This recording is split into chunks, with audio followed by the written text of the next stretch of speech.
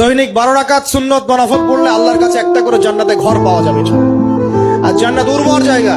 আপনি যদি চান আপনার জায়গায় বেশি বেশি গাছ লাগাতে, খালি পড়বেন সুবহানাল্লাহিল আযীম ওয়া বিহামদিহি, সুবহানাল্লাহিল আযীম ওয়া বিহামদিহি।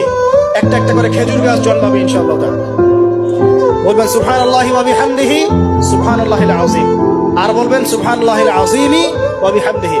জান্নাতে গাছ রোপণ হবে ইনশাআল্লাহ।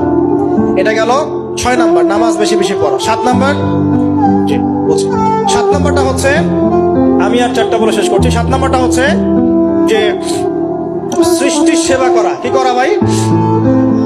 একটা হাদিস আছে যে ইরহামু মান ফিল আরদ ইয়ারহামুকুম মান ফিস সামা। তোমরা জমিনবাসীর প্রতি রহম করো, আসমানবাসী তোমাদের উপর রহম করবে ইনশাআল্লাহ। আল্লাহর ভালোবাসা পাওয়ার অন্যতম মাধ্যম হচ্ছে জমিনবাসীর প্রতি রহম করেন।